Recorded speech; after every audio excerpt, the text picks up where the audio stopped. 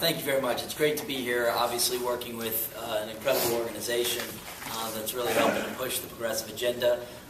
It's also good to be in Ohio. My mother grew up in Sylvania, and my grandfather was a public school teacher for his whole career in Sylvania, Ohio. So it's really good to be here. But it's also an exciting time. Obviously, we're in the core of election season, and we're going to talk some specifics about that. But part of what's exciting for me about this year is that I feel like for my whole lifetime, we've been stuck in a conversation about means, not ends. It's been about how big or small you think the government should be. And this year, instead, we're talking about how fair should the economy be. And this topic of economic fairness gets back to some basic questions about how we're going to rebuild America's competitiveness and America's middle class. It's a great opportunity. And when I briefly had a political career, winning in a heavily Republican district in 2008, including a lot of old manufacturing parts of Virginia, and lost in 2010. Certainly the delegation that was always the most fun to hang out with was the Ohio delegation, mostly because people got it. One of the things that I personally felt is that the media and Washington tend to cover things on a liberal-conservative spectrum rather than a populist corporatist spectrum, and the basic question of social mobility in the working middle class. And it seemed like the Ohio delegation was raising that voice. That took a couple of years for some of the rest of the party and the country to hear, but has really helped shape that debate. So we want to talk about that. I basically just want to get started with a tale of two tables. And I'm going to use a flip chart because why not? So I want you, if you will, to imagine that I can draw. So we're going to just find, a couple sitting at their table here in Ohio, and we want to look at what they're looking at under the Romney-Ryan plan, and then Michael, our economist, is going to go through the methodology on how we get there. So first and foremost, independent analysts, not just CAP, but the Tax Policy Center, which is run by one of President Bush's former economic advisors. These are hardly left-wing folks. Say that this family, average median income in Ohio, is going to see a $2,000 tax hike under the Romney-Ryan plan. So right off the bat, we're talking about, in concrete terms, a cost. Now, as we will get to in a second, this is not going to deficit reduction or some question of shared sacrifice. Under the same plan, Mitt Romney will give himself a $4.5 million tax cut.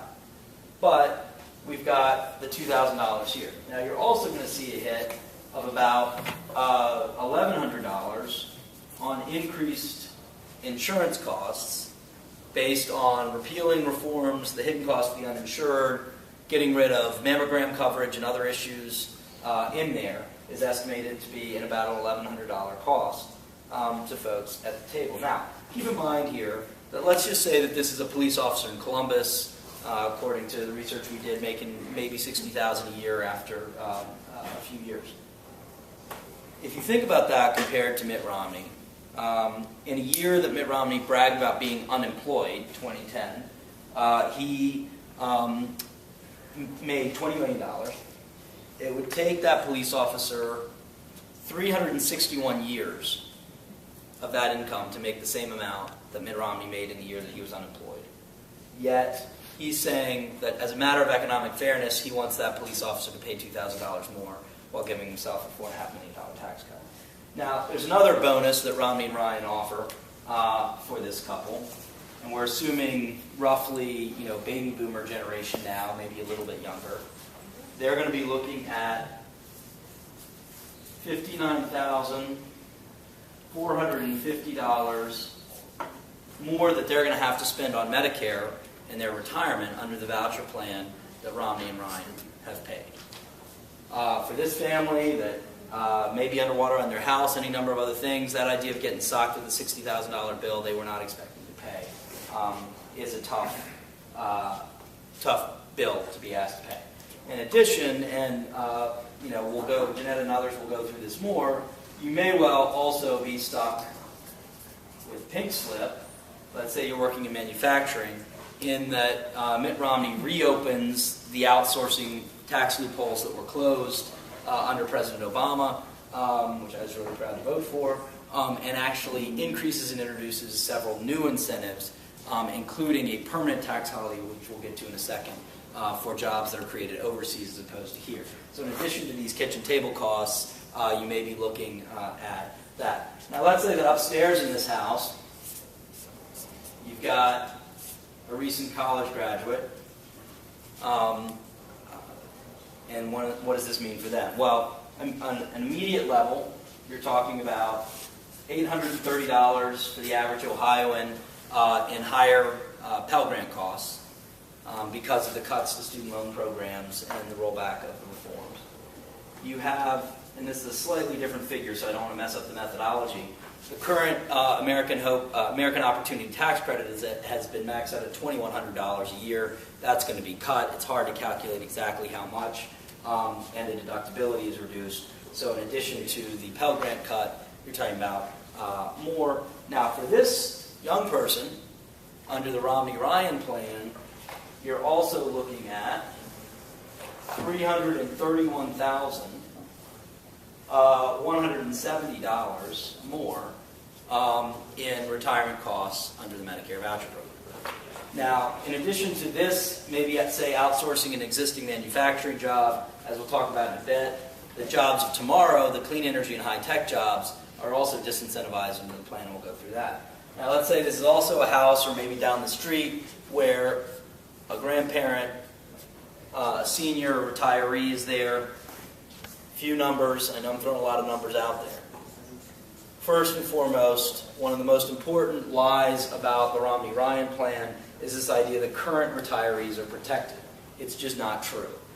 We've estimated that an existing retiree is going to pay $11,000 more over the course of their retirement from immediate cuts that have been proposed. This includes reopening the prescription drug donut hole, taking what are now free preventative services and screening services for seniors and removing that. Now this is for a senior who's actually on Medicare. If you get to a senior who's living on Medicaid, which Bill Clinton spoke really powerfully to at the convention, you're talking about massive cuts that are almost impossible to quantify.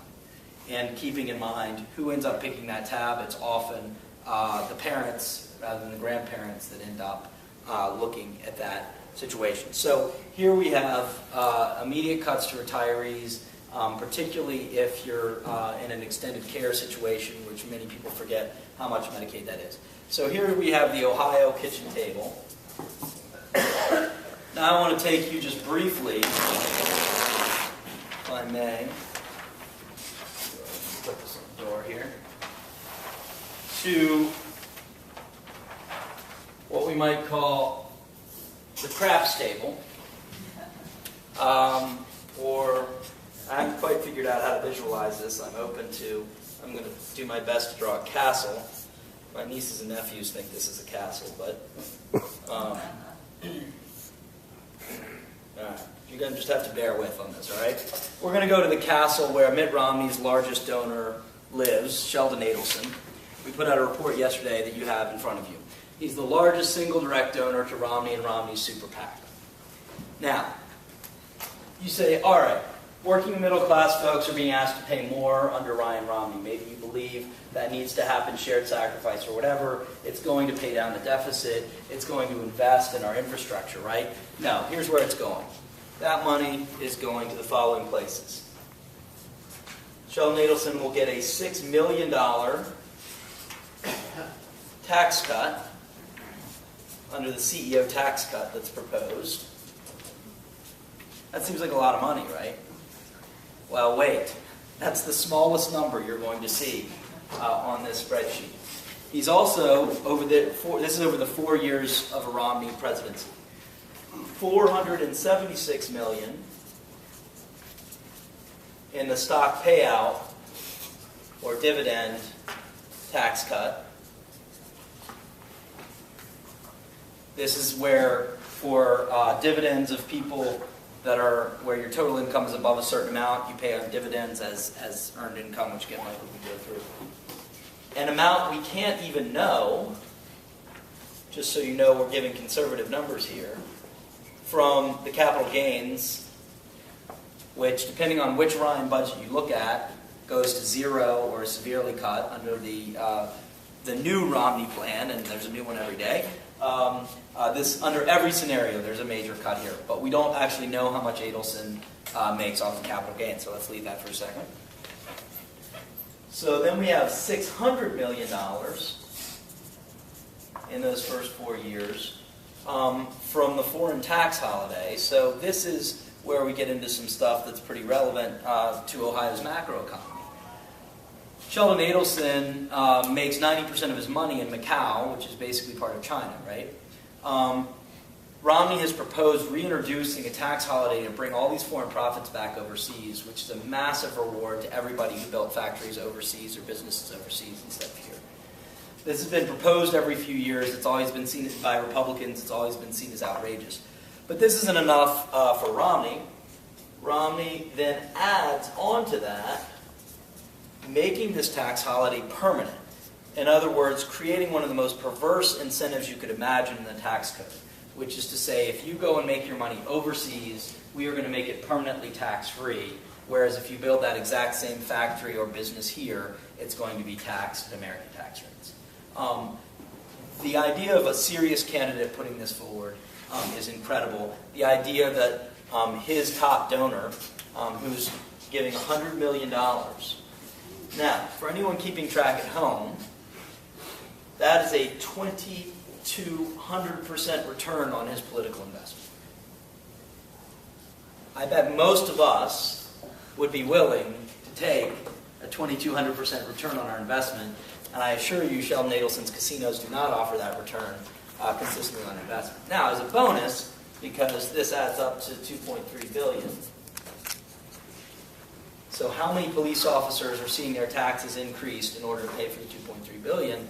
As a bonus, this does not include the fact that he and his heirs, more specifically, would stand to gain about $11.1 billion on the estate tax reforms or elimination that Romney has proposed putting in. Now, I think it's important to understand in this election, because there's been a lot of conversation, this is not coming out of nowhere. This is based on two things that we need to keep in mind. One is that this is actually what the conservative economic theory is. If you give Sheldon Adelson $2.3 billion, then somehow that's going to benefit everybody else at the kitchen table. That's an argument we're more than happy to have. The other is that this is exactly what Mitt Romney did in his private sector career, which was how do you get a return on investment to a small number of shareholders, often at the expense of all of the workers in that same factory or business. This was what he spent his life doing. And in this case, what we're looking at here is not democracy, but a capital investment by 5 or 6 donors because they're going to get a giant payoff. If you look at giving $100 million, that may seem like a lot of money, even if it's not that much to Mr. Adelson. And there's a lot of talk about where he stands on foreign policy and everything else. In many ways, what that distracts from is this serious conversation. What we're talking about is investors who have direct stake in this election. It is often directly at odds with the numbers at the kitchen table. And the question is, with this, where are we going to come down on it? We go through in the report, and Jeanette and Michael will go through in more detail, what this means on a macro level in terms of particular industries. What did it mean to save the auto industry and related industries? Sometimes people assume that's just Ohio and Michigan affected. In my district, the biggest employer in the poorest part of my district is a rubber tire factory that had dropped 60% employment from its height, is now at 120% of that employment in good paying jobs. There are a lot of parts of the country that are affected by that, what the clean energy jobs mean. But this choice of which table you're focused on, the kitchen table or the castle, is a lot of what we're looking at. And